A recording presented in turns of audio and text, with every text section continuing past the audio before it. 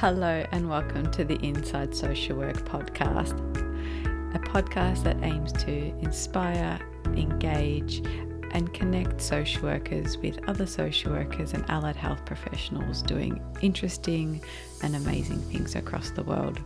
I'm your host, Marie Vakakis. Thank you for listening and I hope you enjoyed today's podcast episode.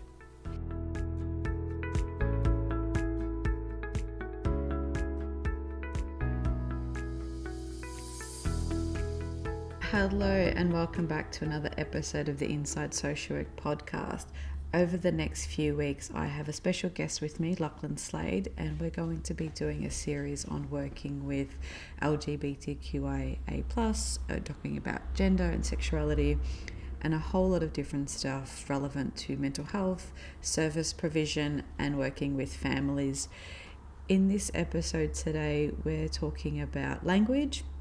Not so much the 101s, but some of the things that you can do around the language you use with individuals, with communities, and what to do if you get it wrong. I hope you enjoy this conversation with Lachlan Slade.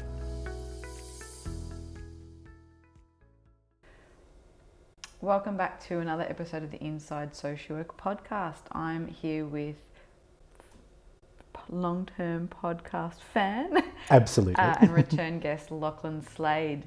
Lachlan and I have been talking over a little while around gender inclusive practice and all things gender and sexuality, and so over the next few weeks I'm handing over the mic to Lachlan and we're doing a series on a lot of different topics around gender and sexuality. So welcome back, Lachlan. Thank you so much. I'm really glad to be part of this. It's been a little while since we had you. Yeah, I think it was late last year or sometime last year anyway, wasn't it? Might have been. I'll have to put a link to that in the show notes where you can hear a bit more about Lachlan's journey. Absolutely.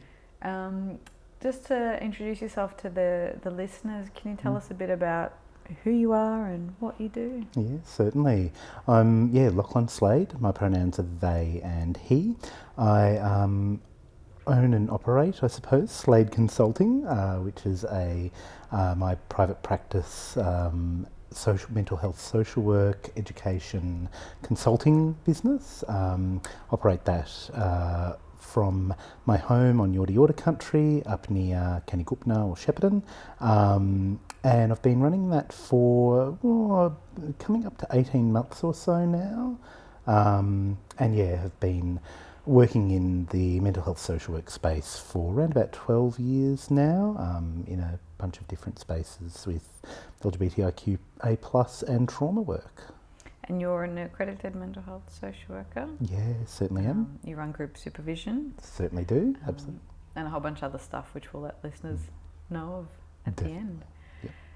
We started off planning our kind of series over the next few weeks with wanting to maybe talk a bit about language. So can you let listeners know when it comes to LGBTQIA+ language and acronyms?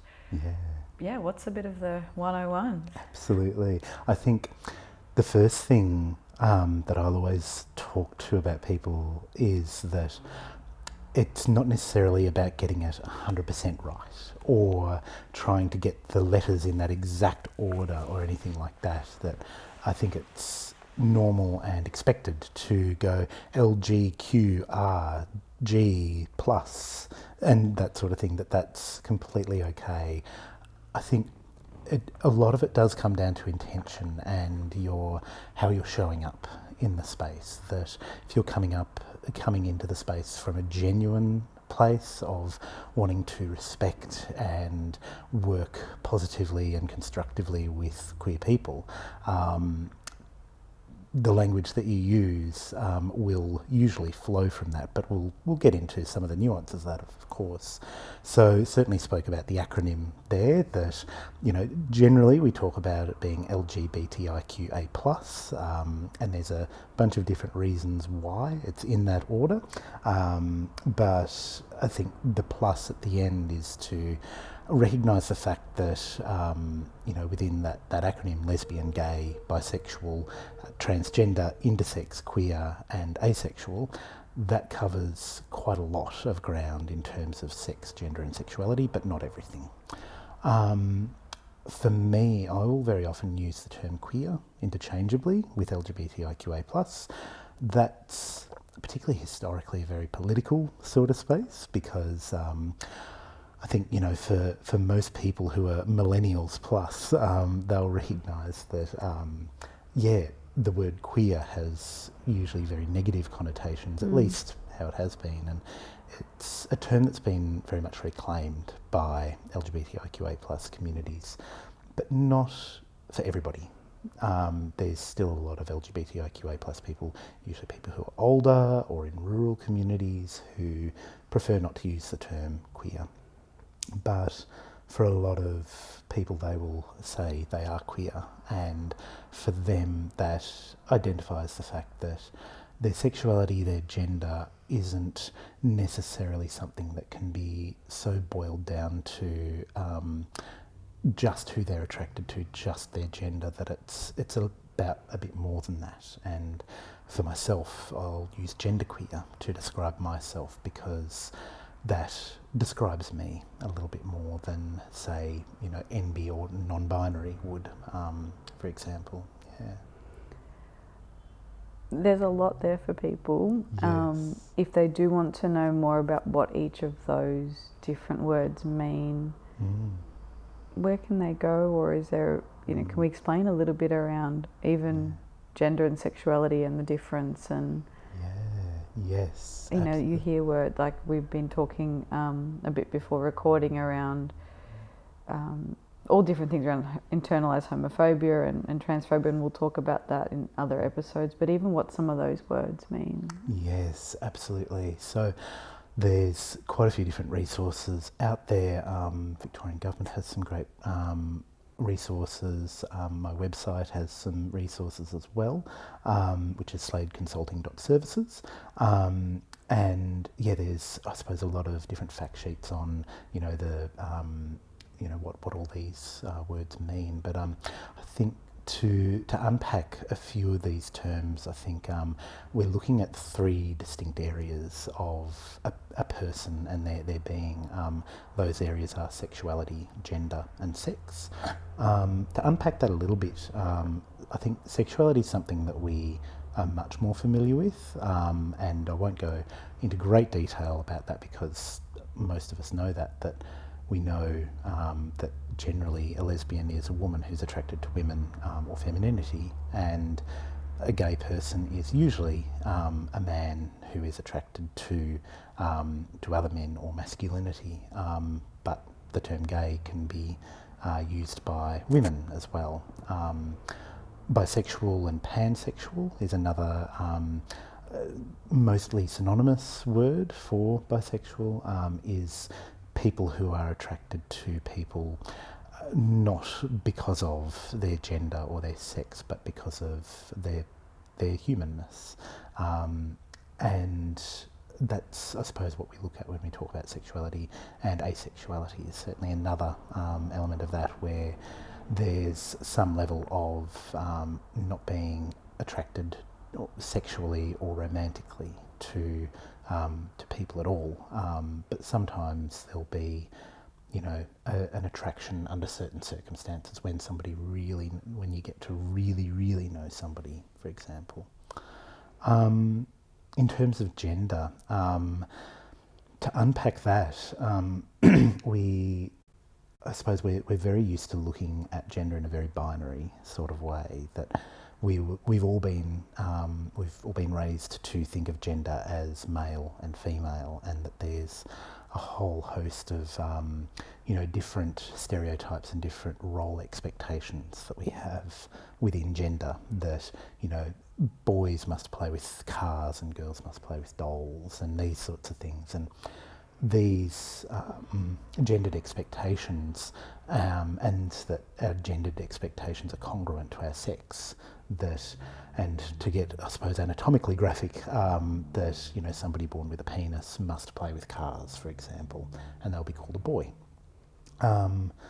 These are taught at a very young age, and we've all seen gender reveal parties and possibly held one or gone to one, and it's we have a lot of our culture, I suppose, speaking from a Western culture perspective, we have many rituals around that as well. So for trans people, quite often, male to female, female to male, or assigned female at birth and assigned male at birth people, they will be born into one gender, one body, and as they grow up, sometimes through puberty, sometimes, from the moment they're born, they will recognise that when I look down, when I'm put into these roles, that feels completely wrong to me. And being transgender means that you're transitioning to, quite often, but not exclusively, to another binary gender. So you're assigned female, you're transitioning to be seen, heard, experienced as a male. And of course there's a lot of non-binary people, genderqueer people like myself, who recognise that gender is a construct, and we know that, particularly for women, if there is such a thing as female privilege, this is possibly it, that for a lot of cisgender females, they will be able to express their gender in more, in a broader way than cisgender men, for example. Is that in terms of, like, say, fashion? Like, yes. I could more easily wear, or I am wearing pants, yes, but it might not seem as comfortable for yourself to wear a skirt. Correct. I could have long hair or short hair or be sporty. That's it. And it might not necessarily mean someone questions my gender or my sexuality sometimes. Yes. Perhaps if you look a certain way, Exactly. it might mean that someone stereotypically thinks, oh, that might be gay. Yes. Is that what you're talking about, around has that privilege to play with maybe fashion? Absolutely, yes. That, women are able to wear pants, men are not so able to wear a skirt without their gender, their sexuality being questioned. Yeah, definitely. Well, and that's interesting because it's only in some settings too, right? Yes. Like, yeah. I've never been to a formal occasion where a bride is wearing a pantsuit, or instead of a ball gown, it's a like suit. Like, there is still expectations of femininity. Definitely. Being appropriate for certain settings. That's it. And Deb balls are very big up in rural Victoria, for example, and again, very gendered sorts of roles. And I think it's also important to recognise that these things change over time and place, and the gendered roles here in 2022 in Australia are different to the roles in another country in another time, and even your culture of origin, that changes as well. We'll talk about this in another episode around representation, but as you're saying that, have you seen the TV show Sex Education? No, I haven't actually. What? We should stop this right now. You should go watch it. But there's one character, Ola, who wears a pantsuit to her formal. She does explore her sexuality throughout the seasons, but I think if I had seen something like that as a teen, it would have given me an option. Like, I was maybe more of a tomboy, and I hated that my school uniform didn't have a pants option. Yes. And that's very limiting in terms of, well, you can't play soccer or football. Like, if you've got a pleated skirt, absolutely, there's an expectations of what you do at recess and lunch. Yes, absolutely. But I think, to have had the courage back then to come up with the idea of not wearing a dress to a formal event, it would have been seen as you're stirring trouble. Exactly. So it's interesting. Yes, absolutely. So I think what maybe confuses some people is sex, gender, and then expression. Yes. Sex is the physical characteristics. Absolutely. And those sexual characteristics. Yes. Gender is how you identify. Yep. For some people, or maybe a large majority, the gender they're assigned at birth match their sex. Yep, absolutely. And then you're talking about some people's expression of that as well. So you can be born female, identify as female, and then play around with feminine and masculine qualities. Correct. Absolutely.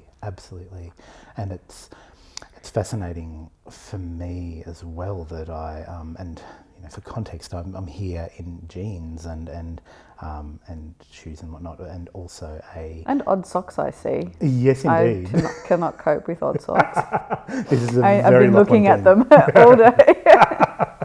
Yes, it's Are they matching at all by being odd? Like, have you got like turtles and like seaweed, or no, what's? they're both turtles. They're both turtles. Okay, yes, that's okay. Yeah, just different coloured turtles. I can handle that. Same length. If it was a different length, I could definitely not cope with that. There is an Odd Socks Day coming up, or it's already passed, depending on when we release this episode. Yeah, and I know there's a Crazy Socks for Docs Day as well. There's lots around socks. That's it. But you were saying around your gender expression in clothing. Here in a purple and yellow, kind of furry, quite feminine, at least feminine-ish jumper, and I often wonder if maleness, if masculinity were much less rigid, had much broader boundaries, maybe I would be fitting into what could be considered a man in today's society. And look, there's many existential questions and wormholes I could go down on that, but we'll save that for another podcast. But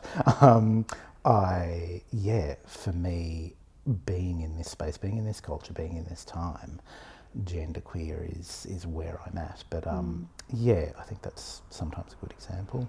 Yeah, and we were talking about that off air around, like I say off air, like it's a really professional kind of radio show.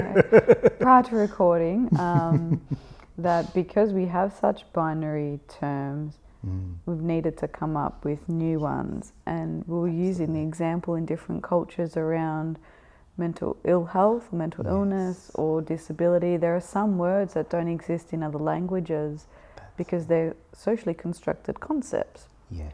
So, absolutely. Think of even something like complex grief that got introduced into the DSM. Yes. In another culture, it might just be grief, and that might be a very reasonable response to losing someone you care about, or depression might not exist. It might be conceptualized as loneliness, or so there are, language is socially constructed, and then we need to find new ways to express where we feel we belong. Exactly. And language evolves over time, and you're right that, and even in the gender, sexuality and sex space, there are countless cultures across the world that time in memoriam, and a number of First Nations cultures around the continent we call Australia now have space for what we would consider now trans or gender diverse people. Up on Yolngu country, around Arnhem Land, there's a very specific space for sister girls and brother boys, which are trans people through Western eyes at least. In India, there's the Hydra, who are non-binary people, and there's these are words that have existed for centuries, sometimes millennia. Western society's only just coming to the party on this, and there's a number of things that have instilled that, including patriarchy and colonialism that have, put that in place. As you say that, I had the thought, which I wonder if it's, I'm curious to hear your thought, but yes, the language has existed, but doesn't mean those people were always treated well. Correct. So there was words to describe someone's experience or presentation, but throughout history they might have faced intense scrutiny or criminalisation, punishment, all sorts of things based on beliefs at the time, or political persecution. Like there was words for them. So absolutely, these varieties existed. These varieties of human everything. Absolutely. But they weren't. Doesn't mean people treated well. Exactly. And I think in social work we often look at how language can build people up or bring people down, and it's that's precisely it. And it's interesting looking at the constructs that build people up and build people down, and sometimes it's colonialism, sometimes it's patriarchy, or both, or and sometimes there's other factors as well. And I think too sometimes there can be, you know, an exceptionalism that will come with that as well. That, you know, a lot of non-binary or trans people will hold spiritual spaces in different cultures, and of course I can't know enough about these cultures coming from a white culture, but you know, for some that may be, you know, hemming people into another construct as well. And I just was thinking, like, saying varieties like it's heirloom tomatoes or something. It's like these variations in gender and sexuality and beliefs. Yes. They're also intersectional. Yes. Yes. And I wonder if maybe in this episode it's worth covering that LGBTQIA plus inclusive services are great, but all services need to also be aware of the intersectionality, because you could have a queer young mum or a trans patient, you know, getting a pathology clinic having bloods drawn, or like it's across everything. Precisely. So there's just as much diversity within that group as saying all straight, cisgendered, heterosexual couples have these particular characteristics, and that's not true. That's precisely it, absolutely. And I think it's one thing that, you know, particularly in queer spaces, we've seen a lot of work done by, you know, particularly cisgender gay men in history. And look, in many ways we're forever indebted for the strides they've made to be more inclusive of queerness, but that sometimes restricts how queerness is seen in society. That, it's not just the gay white man that we're looking at here, and recognising that queerness exists in humanity, not just within a certain culture or age or whatever else. I was thinking, as you were talking about that, of an old episode of Will and Grace where one of the characters, sort of not one of the main characters, comes out as gay, and then they were trying to teach him how to be gay and how to like dress gay and work out gay, and he's like, but what's that got to do with who I'm attracted to? Like, like, I don't care about these things. I don't want to worry about interior design or whatever the stereotypes were in the years that show was kind of released. Is like, I just like men. I don't want to change anything about myself.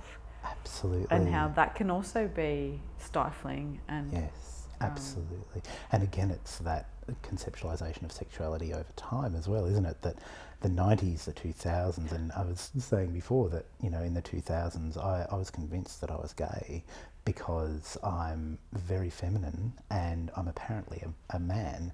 And I, you know, of course realised that having an attraction to men was a vital ingredient, and I don't have that.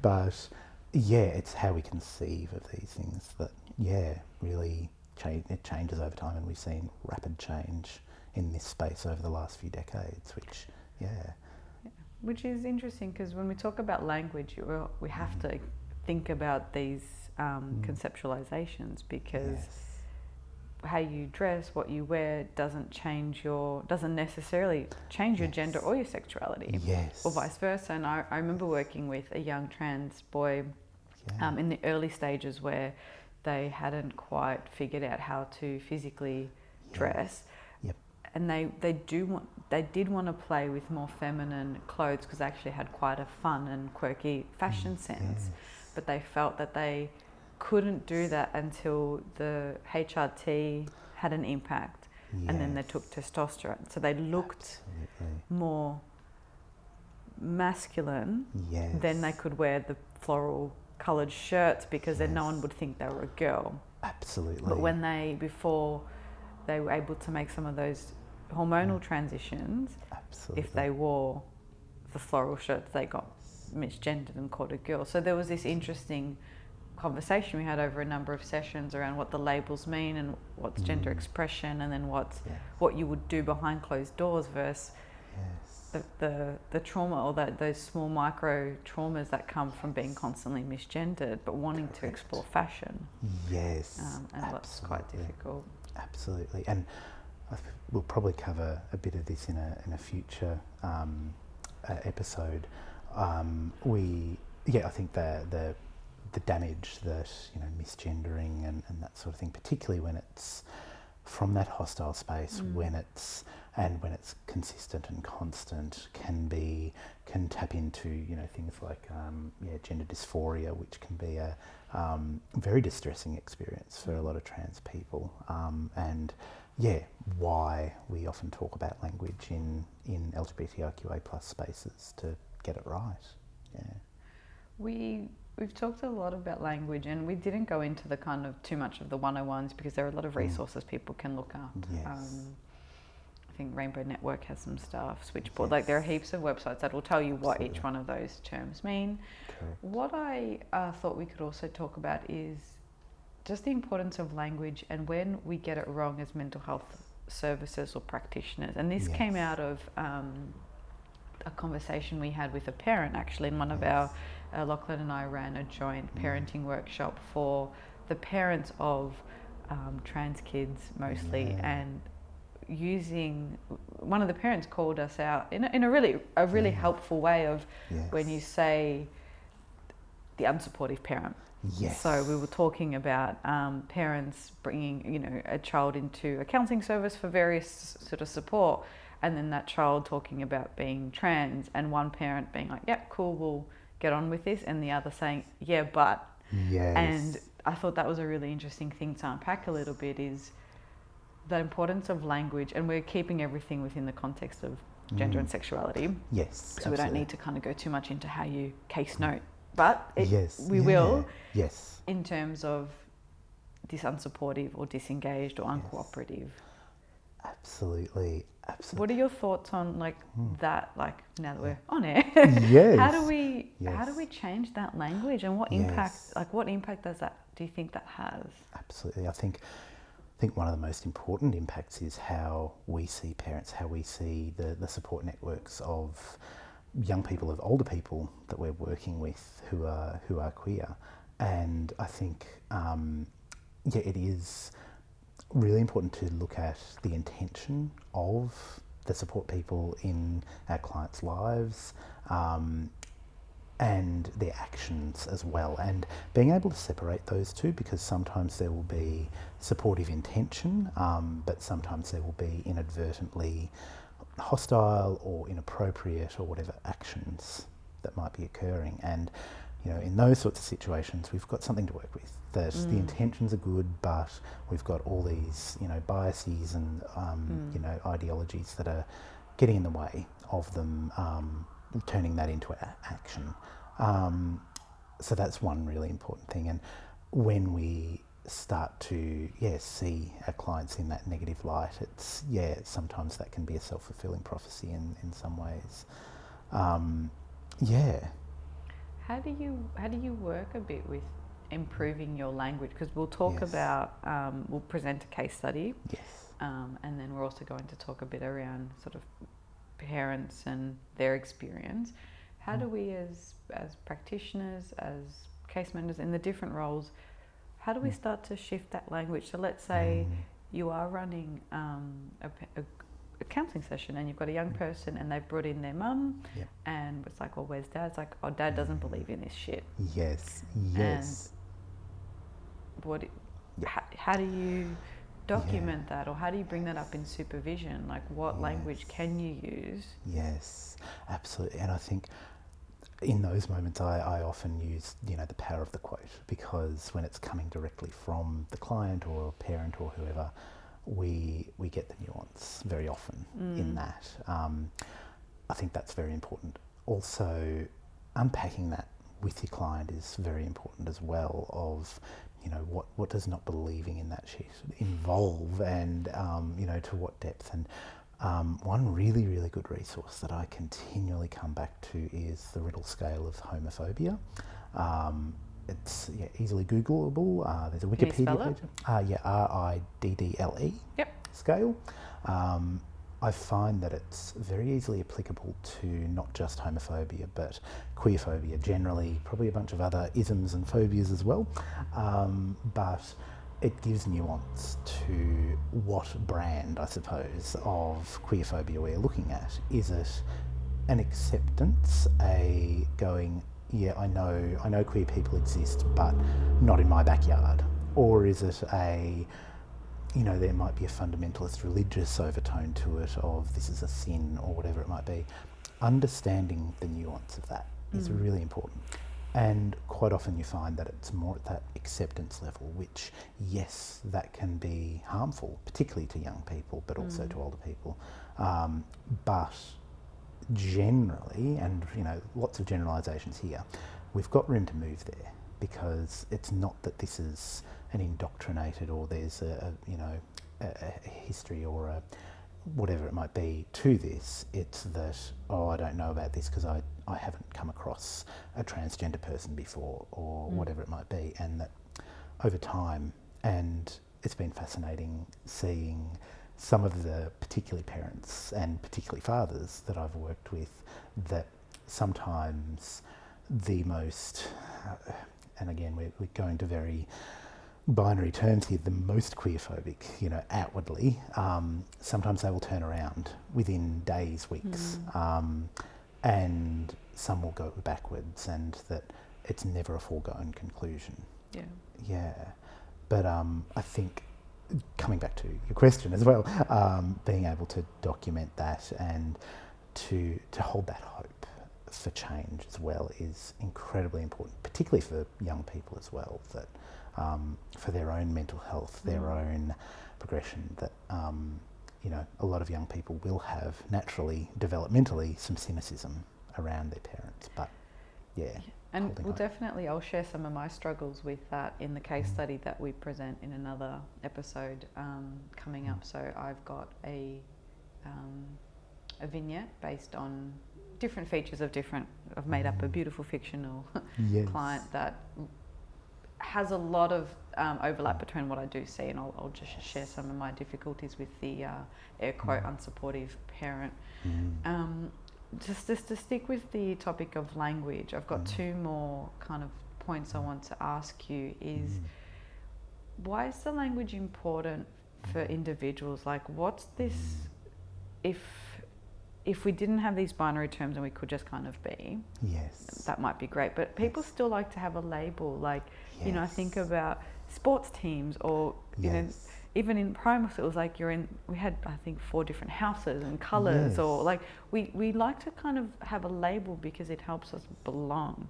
So what do these words, these different words, mean for those who hold on to them as part of their identity? If that question made any sense. Makes a lot of sense, and I love the breadth and the specificity around that as well.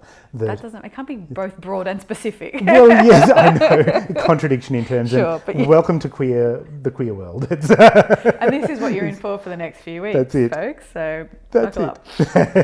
I think now I've got to come back to the question. Sorry. The broad specific one. Yes. It's around language and belonging. That's right, yes. So yes, and particularly for adolescent development and working with that age, which is where we do tend to see so much of gender and sexuality coming out, pun intended, that belonging is very important, particularly at that age. But at the ripe old age of 30-something, that's very true for me as well, and I think it's true for everybody.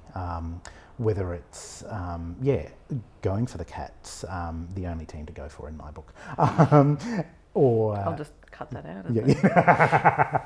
Post-recording, editing. Who do you go for, by the way? I don't follow football. No, fair enough. The town you live in and that sort of thing. And I think we are seeing, I've noticed more of an alliance to different, not necessarily the town you grew up in or that sort of thing, with the rise of the internet and that sort of thing, and won't go too far down that rabbit hole in the breadth of that, but belonging is incredibly important, particularly when people feel so marginalised and othered in society. Having that community, whatever that might look like, is really important. And at the same time, I think, we've certainly seen, as we were talking before about the stereotypes of that Will and Grace example, that we certainly see that, gay men, for example, it used to be that you had to, wear leather chaps and the whole stereotype to be seen as gay. But now we're seeing every possible expression of gayness. And so it should be that, the way you express yourself shouldn't equal your sexuality, but sometimes it does. And making room and space for both of those things to be true is really important in this space. And I think what we forget is we all change and evolve anyway. Our fashion changes, different life stages change. Yes. I certainly don't wear what I wore 15 years ago. So exactly. If someone identifies now with a really, what might be seen as a stereotypical kind of way of expressing their sexuality, absolutely, that's fine. Yes. If they choose to continue to, and I really hate comments where people are like, they didn't look gay. It's like, how can you, there's no, I know what, I kind of know what they mean based on these stereotypes, but it's, absolutely, you can't tell someone's sexuality just by looking at them. Yes. And it's, I think there's also, within community, sometimes there can be some lateral violence around that of you're not gay enough, you're not queer enough, and that sort of thing, which, and I know that will often come from a space of, there's a lot of contention around the word passing, particularly in trans spaces, that can be a highly contentious word because passing can be so fraught and so subjective to each person and distressing as well, particularly if you don't pass. But it can also come with privilege. Yes, I was listening to an interview of a trans man who was saying he has the privilege of passing as male, and he found that actually came with privilege. So he became a white male. Yes. And so that elevated his privilege in a way. Yes. Because he could socially pass. Yes. Like no one doubted that, and so he found that really difficult when talking with other trans folk that he worked with. Of their experience wasn't the same, especially if they socially didn't pass, which again is that contentious word. They might have been on the receiving end of more hostility or anger or violence or discrimination. Yes. And he was saying in his reflections he went upper class of or upper privilege. Social status. So that was a really interesting reflection, and he was grappling with people sort of saying, well, you don't have the same experience as me because you can pass and you've had the top surgery and the testosterone, and no one doubts that of you. You've grown in stature. You've got a physical presence that's quite masculine. Yes. And at the same time, there's definitely that privilege. And I would imagine for this, hypothetical trans man, he may, when he goes to the pool, for example, go, there is no way I'm taking my shirt off because my top surgery scars will show. Yeah. When I go to the doctor, depending on, what level of medical transition he's gone through, there'll be tension or anxiety around that. And I think this is why, passing can create so much tension and whatnot, because yes, there's the privilege, and that is, and for myself, I very, very often pass as a cisgender male, and I can tell you now, I definitely enjoy the privileges that very often come with that. However, it also doesn't tell my full story and my full experience at the same time, and I think that's particularly in our language, and when we think about our language, working with queer people, it's making the space for both and is what happens, It's such a rich conversation. We could have so many more on this. Absolutely. And we'd love to hear what your feedback is. So if you're listening to this and if you really enjoy it, leave a rating and a review. But send us a message. You can reach Lachlan. We'll put his details in the show notes. You've got mine as well. The last thing I want to ask, and this one's probably a really nice way to wrap up, is what do you do if you get it wrong? Yes. What if you misgender someone, or you get the acronyms wrong, or you let it slip? Like, I was telling a young client who was in late primary school, they were talking about asexuality. I'm like, well, it's not unusual at your age that you would feel no sexual things for anyone. They're like, are you telling me I'm too young to feel this? Like, no. Exactly. Maybe, I'm not sure, but okay, like, what happens if you get it wrong? Absolutely. What do you do? Yes. First of all, expect to get it wrong. I think is the first thing. I often get it wrong, and I put myself out there as an LGBTIQA plus specialist, which is, often a loaded term, but we all get it wrong because we're human, because of the constructs that we live in. And what to do when we do inevitably get it wrong is, look, I don't want to say don't get anxious or don't get worried, because of course you are, we all do, but being able to recognise, yep, I'm a human, I got it wrong, and as much as possible, and this takes practice, not making too much of a deal about it, and not going, oh my God, I'm so sorry, oh, that's so awful, I've ruined your life.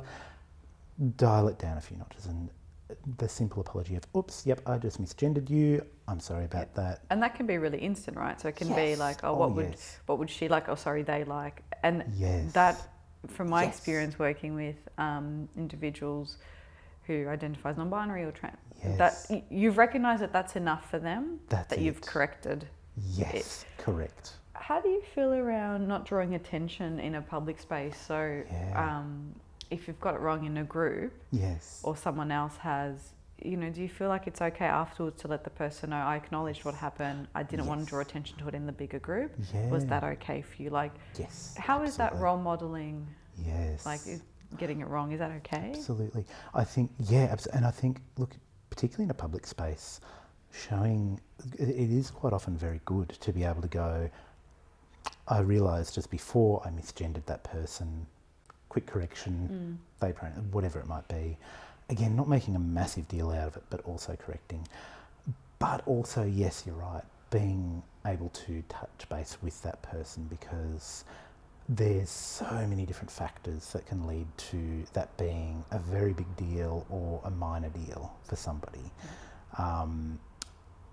That, for me, not getting the right pronouns, which I don't have, that doesn't happen very often, is not a massive deal. I feel great when people use they pronouns and he pronouns, because I often get just he pronouns, but it's not necessarily a, oof, my heart is breaking sort of feeling. For others it will be though. And checking in to go, sorry about that, how are you, can be really good. So it's okay to get it wrong if Absolutely. you correct it. And maybe we don't want to touch on that perfectionism too much. But I think maybe that's what scares some people trying, is the fear of getting it wrong. So hopefully over the next, I think we've got half a dozen episodes on this topic coming up. It gives you a little bit more confidence to have these different conversations with clients or with services or employers, workplaces, whatever. Absolutely. Whatever whatever is helpful. Absolutely. One quick thing I'll add on that as well, a workshop I did on implicit bias and ambient trauma recently was that for me, I find I'm lucky that I'm fairly articulate, and I'm able to adjust my language much quicker than the average person, I suppose. And that's a strength of mine, and I'm lucky in this space that I can adjust that quickly. That's not the same for everyone, so it's recognising your strengths. What can you do to show that you're getting it right in an area that is natural and easier for you, and then building on the rest from there. We have a whole episode on that coming up as well. Absolutely. Thanks so much for this, Lachlan, our first of many episodes on this topic. Absolutely. I hope you enjoyed this conversation with Lachlan. If you're interested in doing some group supervision with Lachlan, there'll be a link in the show notes, and there'll also be a few things coming up over the next few weeks relevant to different training programs and consultation availability, all that kind of fun stuff. If you like what you heard, feel free to share a rating or review. It'd be really great to hear what you're liking about the podcast and what other collaborations you'd like to see. Thank you. Thank you for listening. I hope you enjoyed today's podcast episode. The Inside Social Work podcast would like to acknowledge the traditional owners of the land on which we record this podcast today and pay our respects to elders past, present and emerging. Thank you for listening. If you would like to support the podcast, you could leave a rating or a review on iTunes or wherever it is you get your podcast, and feel free to join the Facebook group. It'd be great to hear from you. Have a lovely day. Bye.